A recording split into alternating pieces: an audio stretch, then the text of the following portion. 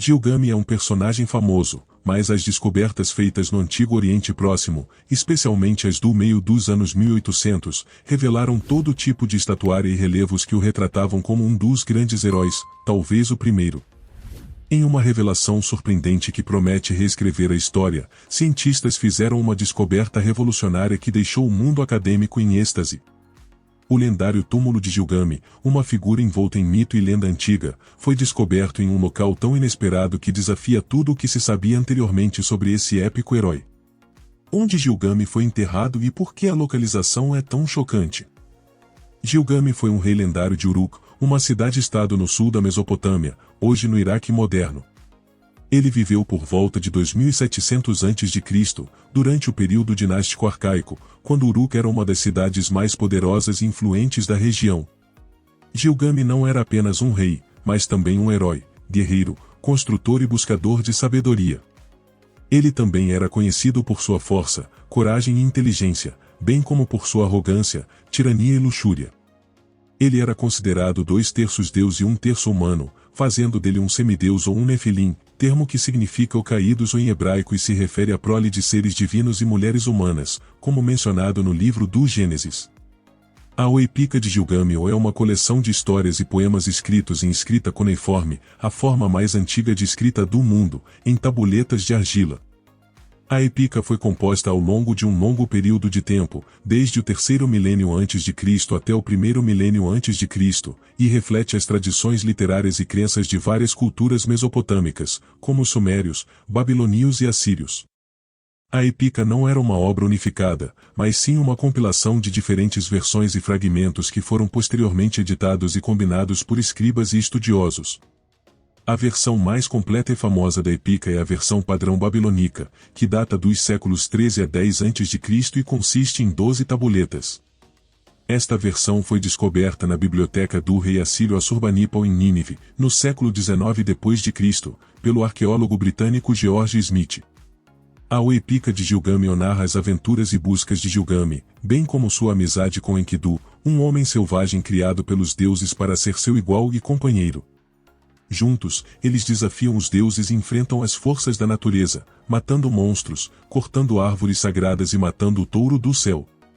Eles também exploram o significado da vida, morte e mortalidade, enquanto Gilgame lamenta a perda de Enkidu e busca escapar de sua própria mortalidade, encontrando o segredo da vida eterna com Utnapishtim, o sobrevivente do grande dilúvio. A Epica é repleta de ação, drama, humor e sabedoria, explorando temas como amizade, amor, heroísmo, destino, livre-arbítrio, civilização, natureza e a relação entre humanos e deuses.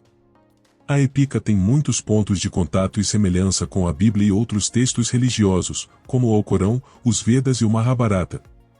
Por exemplo, a história do Grande Dilúvio, encontrada na 11ª tabuleta da Epica, é muito semelhante à história da Arca de Noé no livro do Gênesis. Ambas as histórias descrevem como os deuses decidiram exterminar a humanidade com um dilúvio catastrófico, mas pouparam um homem justo e sua família, que construíram um barco e levaram animais com eles. Ambas as histórias também descrevem como o barco pousou em uma montanha, como o homem enviou aves para verificar a existência de terra seca e como o homem ofereceu um sacrifício aos deuses após o dilúvio. No entanto, de acordo com o pesquisador britânico Andrew George, a localização exata do túmulo de Gilgame estava na cidade síria de Raqqa, que recentemente esteve sob controle do grupo militante Estado Islâmico. Andrew George é professor de babilônico na Escola de Estudos Orientais e Africanos da Universidade de Londres e um dos principais especialistas mundiais na epopeia de Gilgame. Ele publicou vários livros e artigos sobre a epopeia, incluindo uma edição crítica e uma tradução para Penguin Classics. Em 2011, ele teve a oportunidade de examinar um fragmento de uma tabuleta de argila que fazia parte de uma coleção privada em Londres. O fragmento, do tamanho de um cartão de crédito, tinha 6 linhas de escrita cuneiforme. George reconheceu que o fragmento pertencia ao prólogo da epopeia de Gilgame, onde o narrador apresenta o herói e suas conquistas, mas também notou algo mais: o fragmento continha uma linha previamente desconhecida que não era encontrada em nenhuma outra versão da epopeia. A linha dizia: "Ele atravessou o vasto mar, as águas da morte." Esta linha intrigou George, pois sugeria que Gilgame havia viajado para uma terra distante além do mundo conhecido da Mesopotâmia. Ele se perguntou se essa terra poderia ser o local onde Gilgamesh foi enterrado. George lembrou-se de outro texto que mencionava o túmulo de Gilgamesh, um texto muito mais antigo do que a própria epopeia. Era um poema sumério chamado A Morte de Gilgamesh, datado do século 21 a.C. O poema descrevia como o filho de Gilgamesh, Urnungal, foi visitar o túmulo de seu pai e como ele o encontrou em um lugar chamado o Lugar Oculto dos Anunnaki, os deuses do submundo. O poema também dizia que o túmulo era cercado por um muro e continha uma estátua de Gilgamesh, suas armas e seus tesouros. George se perguntou se o lugar oculto dos Anunnaki poderia ser o mesmo que o mar, o vasto mar, as águas da morte mencionado no fragmento. Ele decidiu investigar mais a fundo e encontrou uma pista que mudaria tudo e descobriu que havia um nome moderno para o mar, o vasto mar, as águas da morte, ou o rio Balik, um afluente do Eufrates que atravessa o norte da Síria.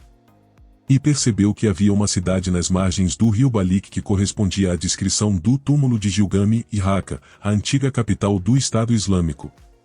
George ficou estupefato com essa descoberta, acreditando ter resolvido um dos maiores mistérios da antiguidade, a localização do túmulo de Gilgamesh. Ele publicou sua teoria em 2017, em um artigo intitulado O Túmulo de Gilgamesh no jornal O Iraque. Ele argumentou que Raqqa era o local de uma antiga cidade chamada Raku, mencionada em fontes assírias como um lugar de significado cultual. Ele também sugeriu que Raku era a mesma cidade bíblica de Rezem, uma das 4 cidades fundadas por Nimrod, o bisneto de Noé. Nimrod também era um grande caçador e rei, e alguns estudiosos o identificaram com Gilgamesh. George propôs que Nimrod e Gilgamesh construiu seu túmulo em Raqqa, que mais tarde foi reverenciado pelos assírios como o lugar oculto dos Anunnaki.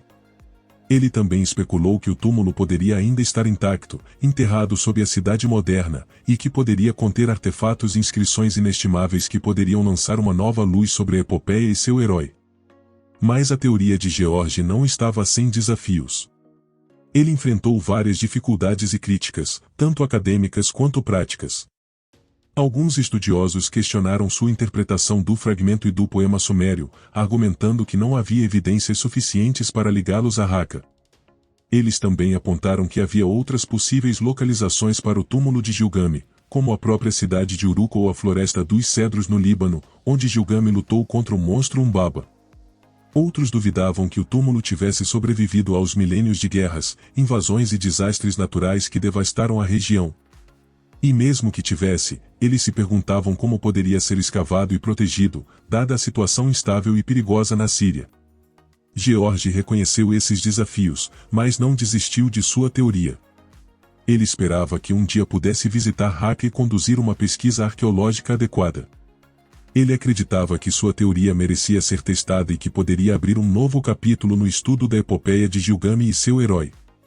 Ele disse, e não digo que isso seja certo, mas não é impossível.